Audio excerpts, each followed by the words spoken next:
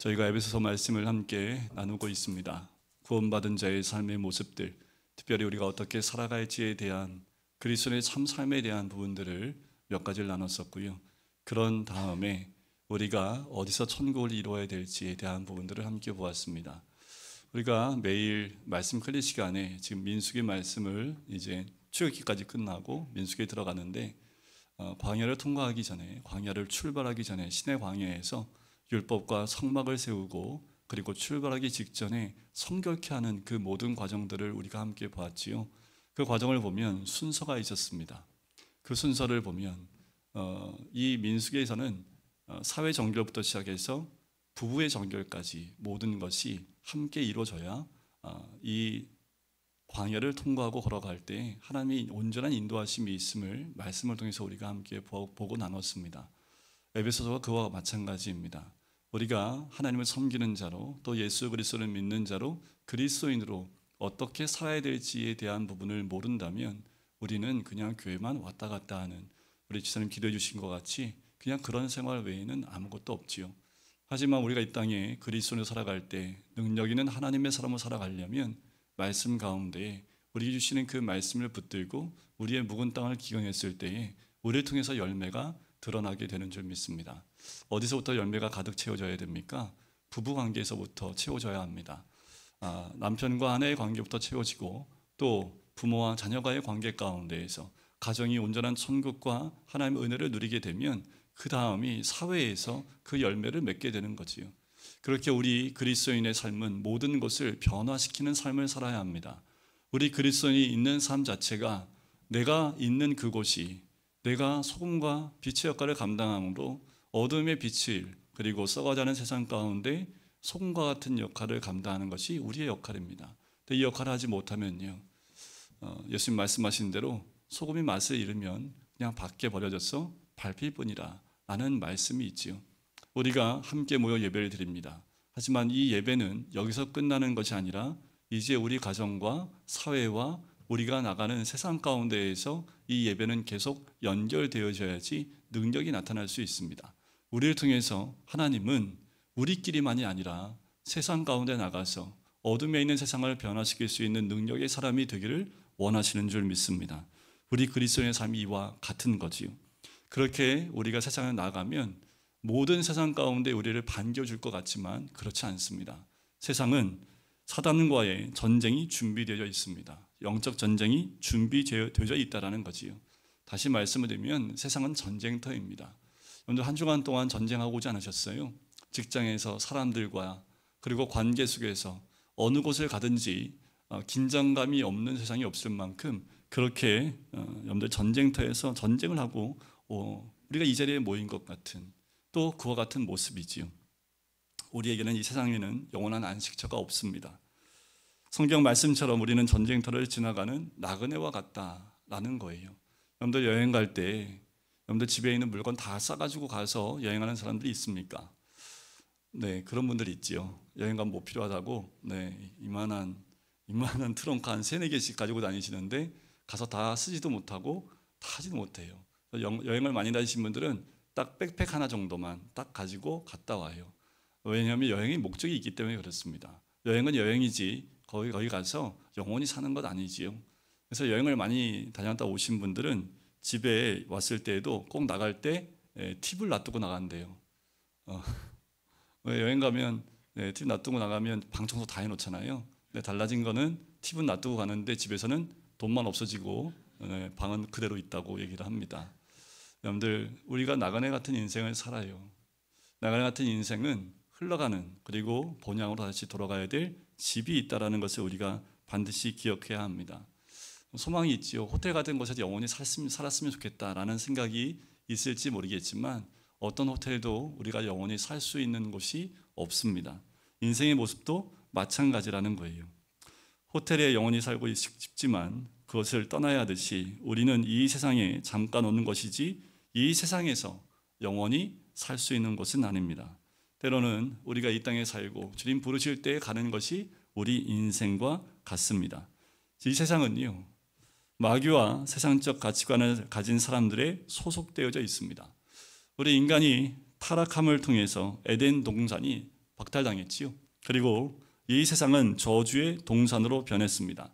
남자는 어디 가든지 이마에 땀을 흘려야 했고, 여자는 남편을 사모하고 또 해산의 수고를 더해야 했으며, 땅은 열심히 해도 엉겅퀴를 내게 되는 세상이 되었습니다.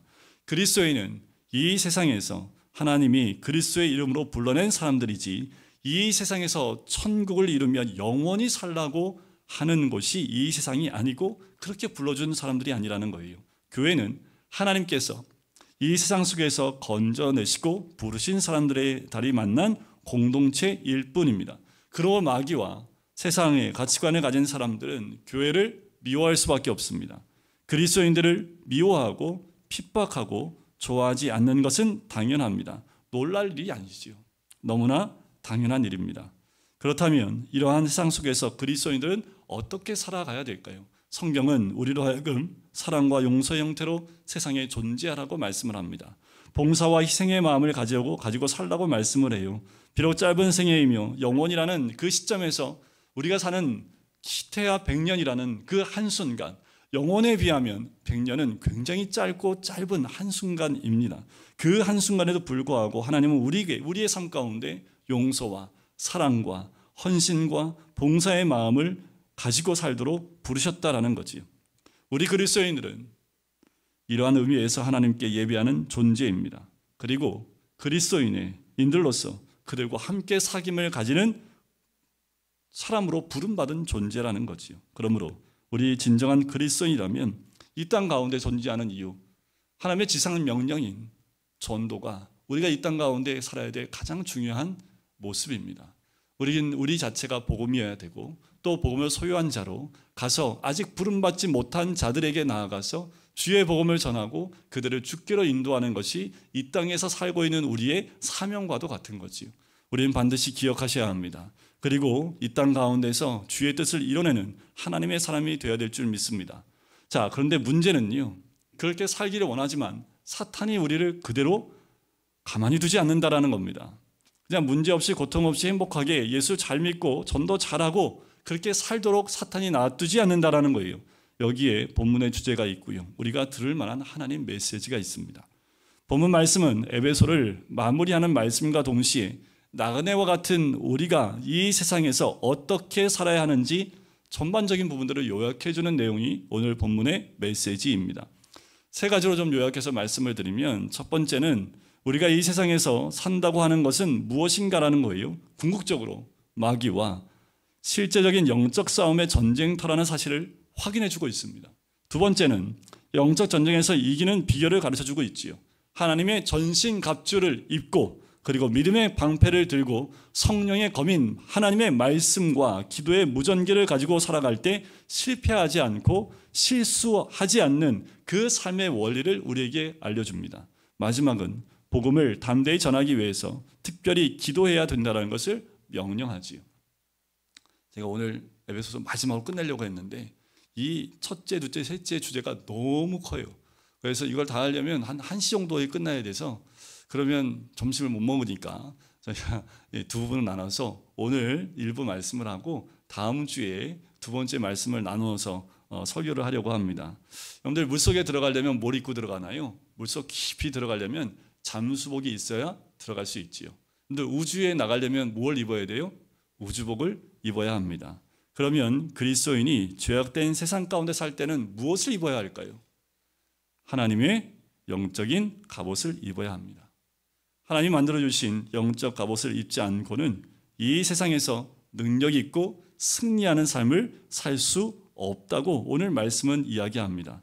자, 그렇다면 우리는 왜 이 영적인 하나님의 갑옷을 입어야 하느냐라는 의문을 제기할 수 있지요. 무엇 때문에 이 갑옷을 입어야 합니까? 이것이 하나의 영적 목적입니다. 자, 10절에 보면 끝으로 너희가 주 안에서와 그 힘의 능력으로 강건하여지고라는 거예요. 자, 주 안에서 하나님의 힘으로 강해지기 위해서 이 옷을 반드시 입어야 한다라는 거예요. 그런데 우리가 육체가 건강하면 병들지 않습니다. 때로는 육체가 건강하면 감기가 와도 금방 뚝 떨어지지요. 근데 우리가 질병이 찾아오는 이유가 뭘까요? 육체가 연약해지기 때문에 그렇습니다.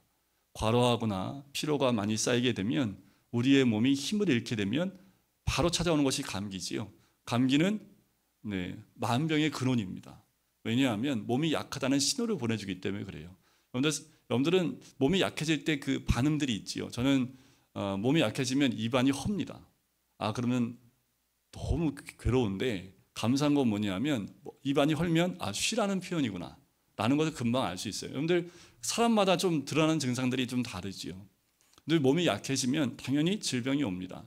여러분들 어떤 연구하는 미국의 연구 단체에서 그러니까 이 소천하신 분들, 우리 어르신들을 대상으로 이제 그 기증을 받아서 연구를 했는데 다 이제 그 연구를 해보니까 전부 다 몸에 암이 있었대요.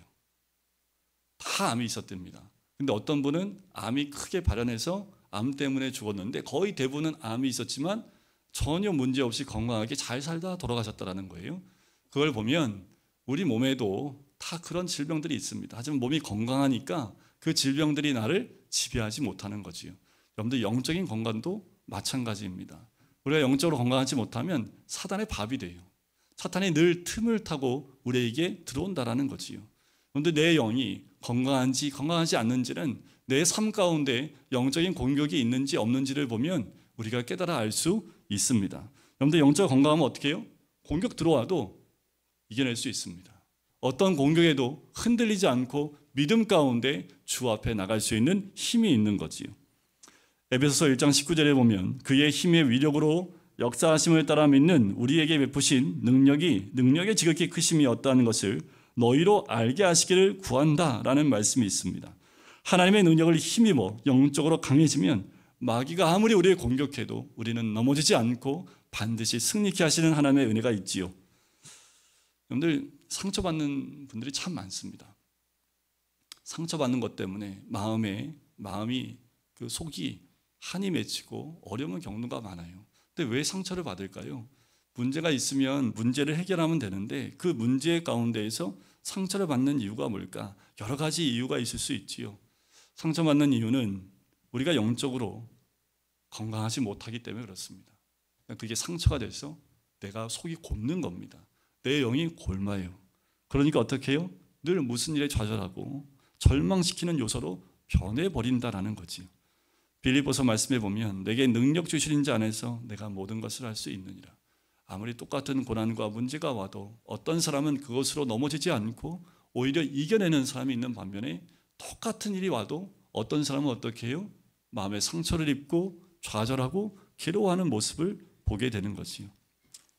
우리가 죄를 짓거나 잘못하면 그것을 고치고 회개하면 됩니다. 그러나 우리의 영적 능력을 갖지 못하면 마귀가 바로 개입을 한다라는 거지요. 우리의 속사함을 공격해 들어올 때 하나님의 능력이 우리 안에 충만해지면 그 공격을 이겨낼 수 있을 줄 믿습니다. 성경은요, 우리에게 이 참된 능력은 우리 안에 있다고 말씀하지 않아요.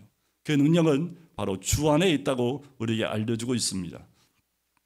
그 능력이 내게 있는 것이 아니라 하나님에게 있는데 그 하나님의 능력이 어떻게 내게 임할 수 있는지 또 이것이 굉장히 중요하겠지요. 오늘 본문 말씀에서 이 문제에 답을 줍니다. 하나님의 전신갑주라는 옷을 입는 것으로 제시한다라는 거예요. 고린도후서에는 의의 병기라는 말로 표현을 합니다.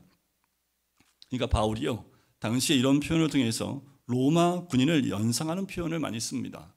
그러니까 바울은 하나님의 전신갑주를 당시에 로마 군인이 전쟁을 나가기 전에 전신갑주를 입는 군인의 완전 무장한 모습으로 비유하고 있다는 거예요.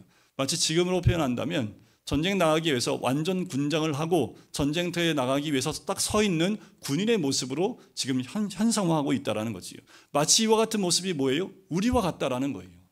이 땅에 살고 있는 그리스도인들이 바로 이와 같은 옷을 입고 있어야 된다라고 말씀하는 거지요. 전신갑주를 입어야 하는 이유를 두 가지로 설명합니다. 11절에 보면 마귀의 간계를 능히 대적하기 위하여 이 전신갑주를 입으라 라고 말씀을 해요. 우리가 하나님의 전신갑주를 입어야 하는 그 첫 번째 이유, 사단의 세력으로부터 자유하고 보호받기 위해서라는 거예요. 마귀의 계획을 완전히 파멸하기 위해서라는 거예요. 마귀는 성경에 보면 언제나 공격적입니다. 파괴적입니다. 속성은 거짓말쟁이에요. 그리고 살인자입니다. 더럽고 추악한 모습을 가지고 있습니다. 믿는 성도라 할지라도 마귀는 공격을 늦추지 않고 더 맹렬히 우리를 넘어뜨리려고 여러 가지 방법으로 공격해 들어온다라는 거지요. 사탄은 최소한 두 가지 목적을 성취하기 위해서 우리 믿는 성도들을 공격합니다. 첫 번째 목적은요, 마귀가 공격해서 우리로 하여금 자살하게 하거나 파멸하게 한다라는 거예요. 이 시대에 너무나 이런 일들이 너무나 많습니다. 믿는 사람이든 믿지 않는 사람이든 사단의 공격에 의해서 그 영이 무너지고 자살하는 경우가 굉장히 많은 것을 보게 돼요. 하나님의 자녀가 자기 자녀로 바뀔 때까지 마귀는 끊임없이 공격을 합니다.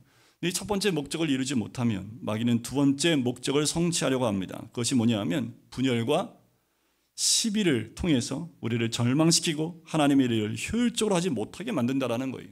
깨뜨려버립니다. 관계를 비틀어버리고, 부부관계를 비틀어버리고, 부모 자녀 관계를 파멸시켜버리고 관계가 다 깨지게 만든다라는 거지요. 그리하여 마귀를 섬기게 하는 거예요. 자살이 이루어지지 않으면 마귀는 우리를 절망시킵니다. 결과적으로 하나님의 일을 하지 못하도록 우리를 방해한다라는 거예요. 그런데 예수님의 12제자 가운데 2명을 보면서 이 두 가지의 모습이 등장합니다. 가룟 유다예요.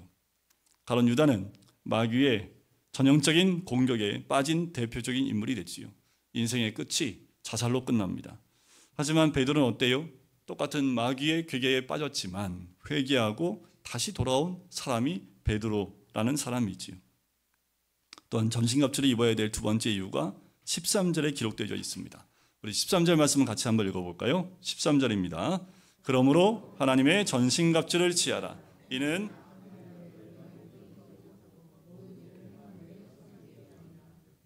자, 악한 날에 우리로 하여금 온전히 승리해서 바로 설 수 있도록 만들어주기 위해서다라는 거지요. 자, 이것이 두 번째 이유입니다. 바로 서기 위해서 하나님의 전신갑주를 입어야 된다고 이야기하지요. 에베소서 마지막 부분에 우리에게 한 가지 진리를 분명히 보여주고 있습니다. 우리가 싸워야 될 대상입니다.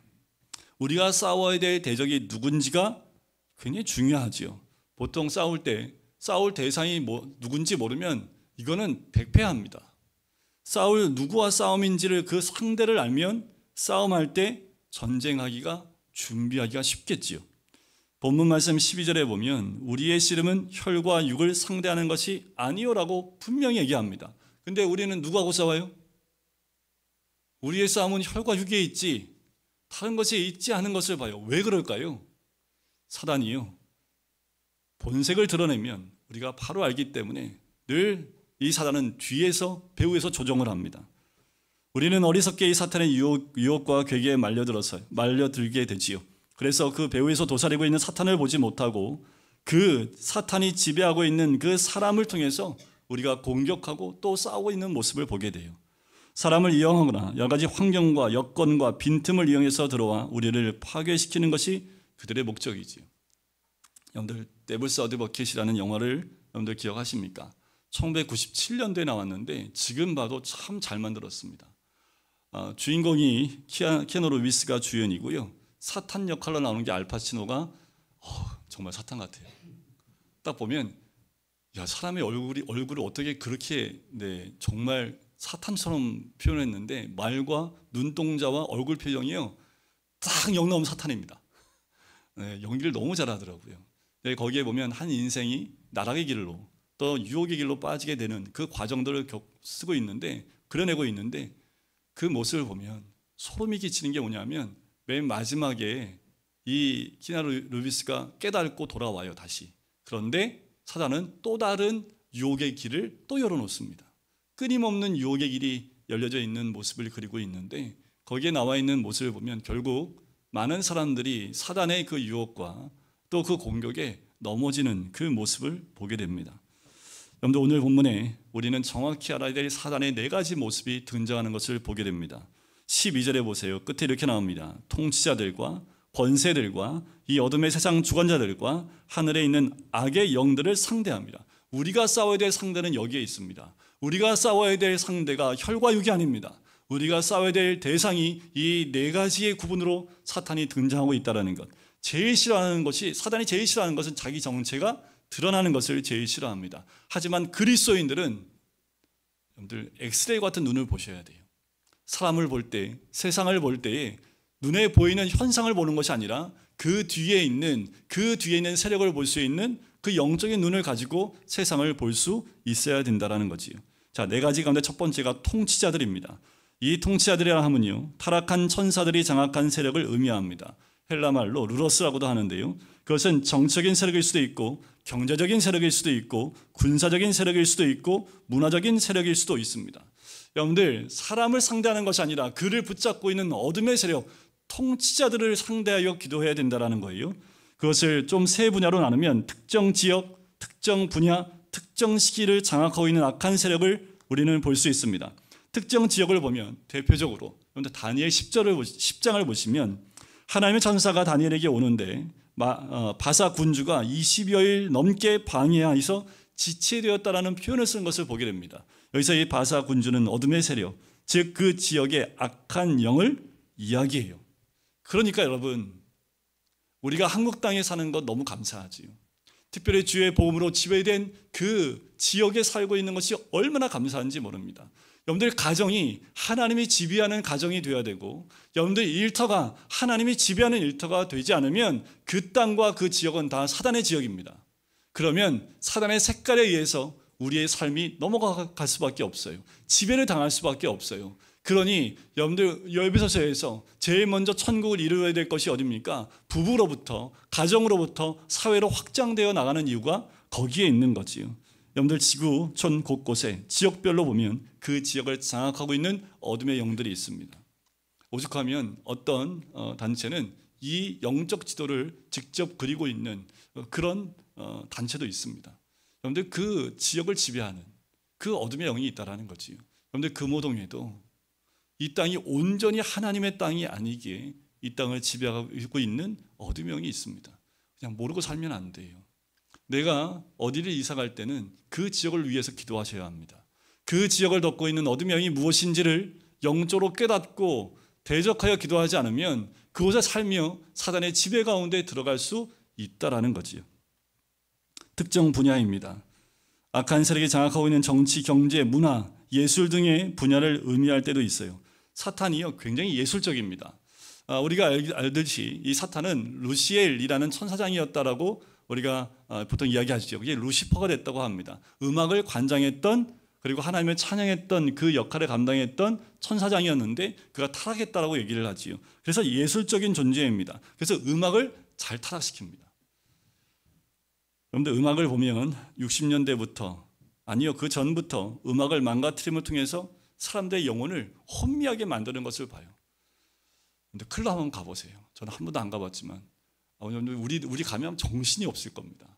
근데 아마 청년들은 좀 가봤을 거예요. 거기 가면요, 그냥 자기도 모르게 막 가슴이 두근두근 거리고 막 아마 음악 소리 하나만으로도 사람을 정말 흥분시키게 만드는 음악들이 막 터져 나옵니다.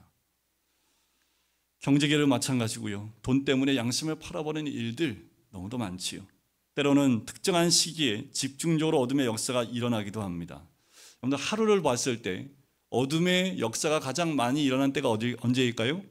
해 지고 해 뜨기 전입니다. 그래서 해 지면 뭐 해야 돼요? 자야 돼요. 해 뜨면 일어나서 일해야 돼요. 이게 하나님이 우리를 창조하신 기본 원리입니다. 그런데 반대로 살면요. 반대로 살면, 어둠에 깨어 있으면 어떻게 될까요? 어둠의 영의 지배를 받을 수밖에 없는 거예요. 또한 특별히 이 특정한 시기, 우리 인생에 봤을 때 다 공격받고 있는 시기이지만 특별히 연약한 시기가 있습니다. 그때가 언제냐면 10대와 20대입니다. 사춘기 때 들어서서 청년이 되어서 결혼하기 전까지, 뭐 다른 시기에는 없다라고 말하지는 않습니다. 하지만 특별히 이 시기에 사단의 공격에 많이 노출되고 많이 영향을 받는 시기가 이 시기입니다. 그래서 청소년 때 예수님 안 만나면요, 그 시기가 하나님께 붙잡힌 바 될 수 없습니다. 또 청년 되었을 때, 대학생이나 사회생활 할 때 예수님을 만나지 않으면 그 시기가 하나님께 붙잡힌 시기가 되지 못하고 어둠에 넘어지는 시기가 될 수 있다는 거죠. 너무 쉽습니다. 여러분들 10대, 20대는 너무나 젊기 때문에 육적인 부분에 많이 노출되기 쉽고 또 거기에 넘어가기 쉬운 그 나이대이기도 하지요.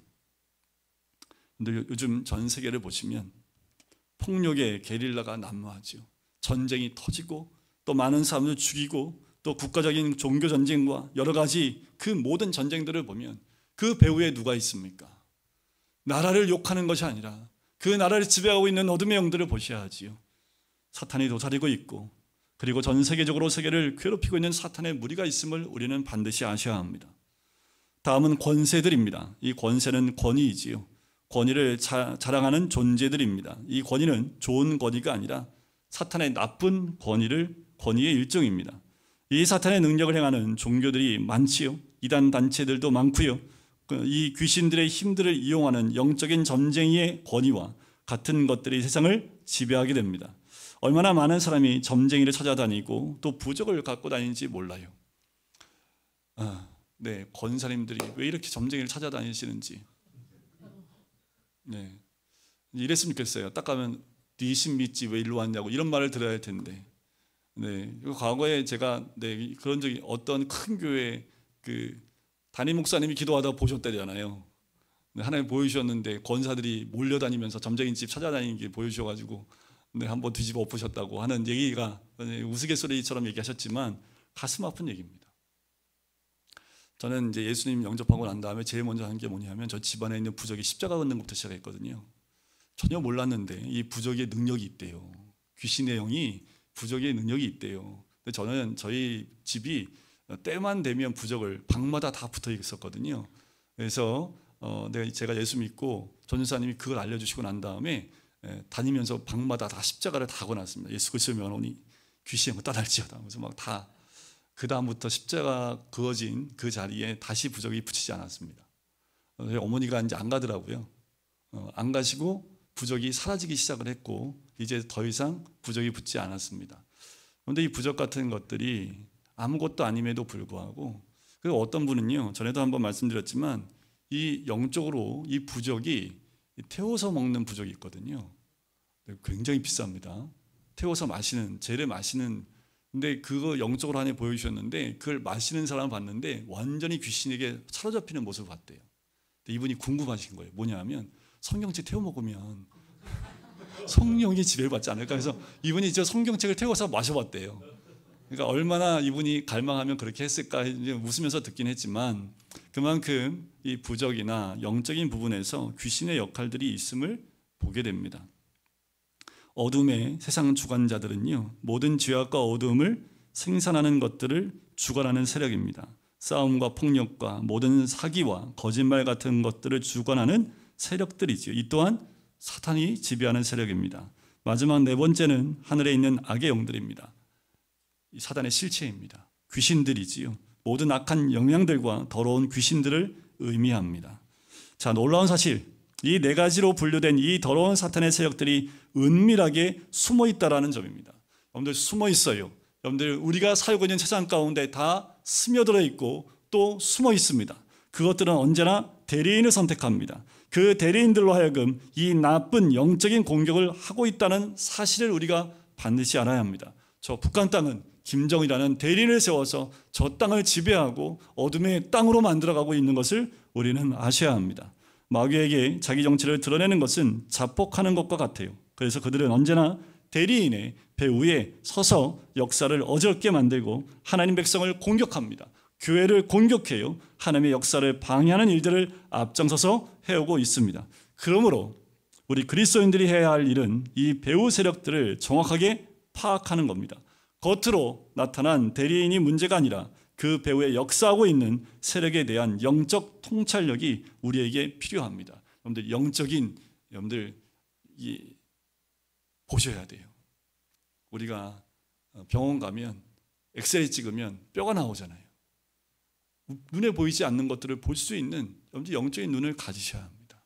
그래서 무엇을 보든지 그 사람이나 상황만 보는 것이 아니라 그 이면에 역사하고 있는 어둠의 영들을 분별해내지 못하면 우리는 매일 혈과 육과 싸우고 있는 눈에 보이는 것과 씨름하고 있는 그 모습에서 벗어나지 못한다라는 거지요. 근데 이단들을 보세요. 이단들이 주로 누구를 공격합니까? 교회에 명패가 붙어있는 이 집만 찾아다녀요. 안 믿는 사람은 전도하지 않고요. 믿는 사람들을 집중적으로 공격해서 넘어뜨리는 것을 보게 되지요. 왜 그런지 아세요? 안 믿는 사람은 손대지 않아도 자기 거거든요. 그러니까 안 믿는 사람은 손도 안 댑니다. 오히려 그들은 잘 보호하지요. 여러분들 닭을 왜 키울까요? 잡아먹으려고 키우지요. 돼지는 왜 키워요? 돼지 미워가지고 막 먹이 안 주고 막 그냥 굶기는 그런 분들 보였어요? 통통하게 살찌워야 되죠. 왜요? 잡아먹어야 되니까 그래요. 자, 마귀는요, 세상 사람들과 하나님을 모르는 사람들에게 자기의 힘의 한도까지 물질과 세상의 권력, 그 모든 것들을 줌을 통해서 통통하게 키웁니다. 왜요? 잡아먹기 위해서 그래요. 여러분들, 이 세계는 깡패 조직 세계하고 똑같습니다. 자기 편에 들어오면요, 모든 것을 보호해 줍니다. 그리고 뭘 시켜요? 그 리더가 시키는 것을 반드시 두목이 명령하는 것을 하지 않으면 안 되게끔 만들지요. 나오고 싶으면 어떻게 돼요? 죽음으로 맞바꿔야지만 나올 수 있는 것. 바로 깡패 조직이나 이 마귀 조직이나 별반 다르지 않습니다. 마귀가 바로 이런 작전을 쓰는 거지요. 자기 테두리 안에 들어와 있는 경우에는 돈도 주고 권력도 줍니다. 그리고 먹을 것도 주고 세상적으로 성공도 시켜요. 단 무슨 일을 시켜요?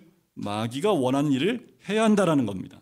마귀로부터 떨어져 나오려고 도전하게 한다면 자기 세력 안에 있는 한 마귀는 자기 부하들을 도와주지만 벗어나려고 하면 절대로 가만두지 않는 것이 마귀의 습성입니다. 그리고 우리 그리스도인은요, 마귀는 믿는 자에게 더 공격적이라는 이 영적 사실을 깨닫고 반드시 알고 있어야 합니다. 어떻게 해야 됩니까? 우리는 어디든 붙어 있어야 합니다. 마귀에 붙어 있든 예수님께 착 달라붙어 있든, 여러분들, 마귀의 공격에서 벗어날 수 있는 방법은 딱 한 가지입니다. 예수 그리스도께 붙어 있는 거예요. 적당히 붙어 살면 마귀 밥입니다. 아까 말씀드렸죠. 세상 사람들은 마귀가 손대지 않습니다. 그런데 적당하게 교회에 붙어 있는 분들은 마귀의 밥일 수밖에 없지요. 예수를 믿지 않으려면 모를까, 믿으려면 철저하게 믿어야 돼요.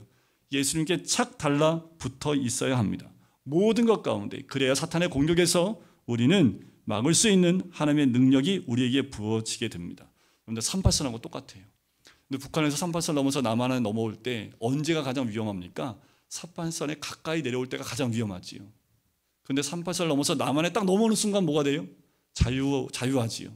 그 다음부터는 남쪽에서 보호를 해주기 때문에 북한에서 공격을 못합니다. 이와 마찬가지로 우리의 영적인 원리도 마찬가지입니다.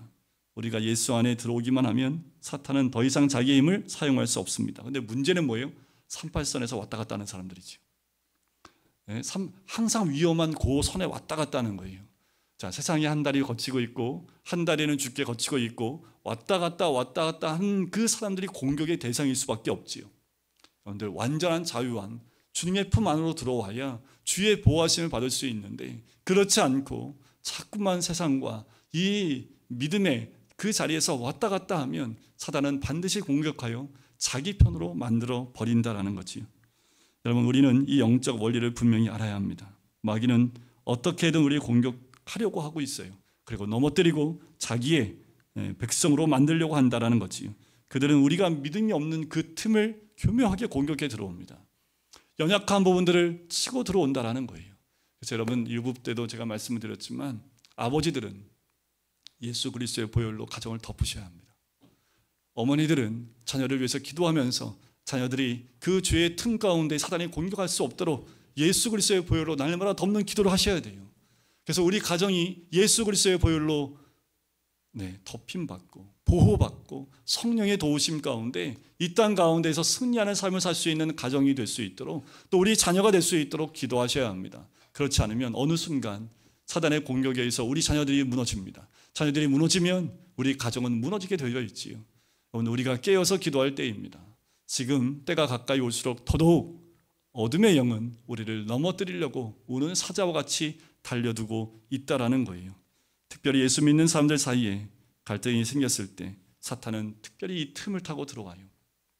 우리 공동체 안에 예수 그리스도의 보혈로 덮어지고 모든 다툼과 시기와 질투, 이것을 통해서 사단이 더 이상 들어오지 못하도록 우리는 예수 그리스도의 보혈로 성령의 9가지 열매를 맺히는 하나님의 사람이 되어야 될 줄 믿습니다. 이제 다음 주에는 전신갑주를 어떻게 입어야 될지, 그리고 우리가 어떻게 기도로 승리할 수 있는지를 함께 나누려고 합니다. 여러분들, 우리가 먼저 주께 속한 자가 되어지고 우리의 싸움은 혈과 육이 아닌 것을 우리가 반드시 깨닫고 주님 안에 거하고 예수 그리스도와 함께하는 하나님의 사람, 그래서 승리하는 삶을 사시기는 우리 모든 성도님 되시기를 주님의 이름으로 간절히 축원드립니다.